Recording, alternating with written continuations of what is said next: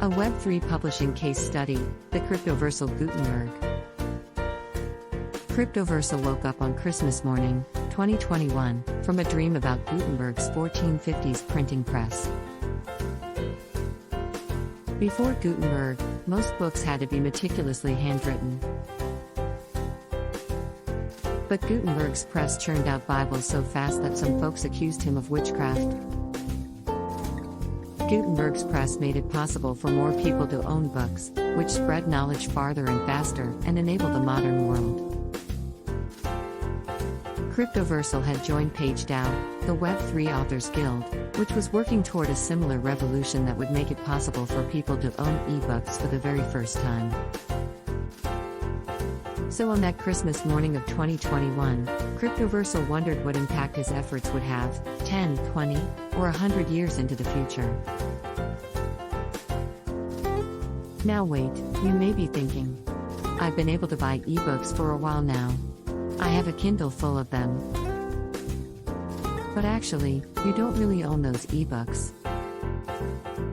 You can buy storage media, like a disc or a CD, with a license to read included ebook files. You can buy a device, like a Kindle or computer, with a license to display downloaded ebook files. But the ebook files themselves, traditionally, couldn't be owned. Like all software, they could only be licensed. End-user license agreements are usually contained on a web page, onboarding screen, or shrink-wrapped packaging material. The license defines and restricts your rights. Its terms are complicated and can't be negotiated. Most people tick a box that they've read the license, but few ever do. Those who try are in for a confusing and depressing time. The lease-to-read model strongly favors the interests of distributors and device manufacturers. It limits reader choices, justifies the theft of compensation from creators, and perpetuates the distributor's roles as middleman and gatekeeper. Generally, the license can't be sold or transferred. It's not a thing you own, but a contract imposed on you by a powerful corporation. But in Web3 publishing, tokens prove the authenticity, provenance, and ownership of ebooks and other digital files. Web3 bypasses the distributor, providing more value, flexibility, and a stronger connection between readers and authors. Once a tokenized book is read, it can be resold or given away, unlike with any traditional ebook. So on that Christmas morning in 2021, Cryptoversal woke up thinking about Gutenberg's publishing revolution and the upcoming revolution in ebook publishing. And decided that the first book he'd mint to the blockchain would be a Gutenberg Bible. The Cryptoversal Gutenberg's Web3 features improve on the license-to-read model of traditional ebooks, but how does it compare to the print edition?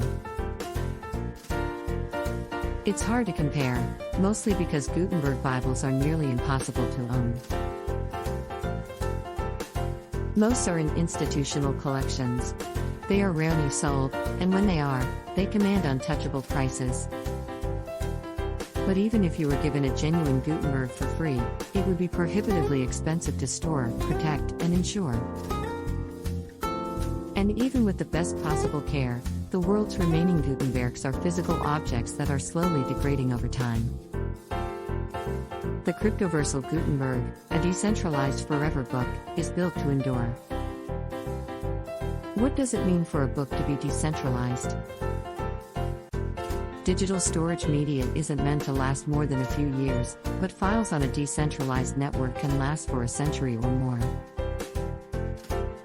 Decentralized files can last so long that we can't be certain whether the file formats will still be accessible. Today's EPUB and PDF file formats are great now, but may no longer be what all the cool kids are using in 2122. Consider that 100 years ago, Thomas Edison stored data on diamond discs. The discs still exist, but few people today have access to a diamond disc player. Thankfully, Cryptoversal Gutenbergs come embedded in their own decentralized readers. They're like diamond discs that come with diamond disc players, ensuring future accessibility. And how do they look? The text is the most important part of most books, but Gutenberg Bibles aren't just text.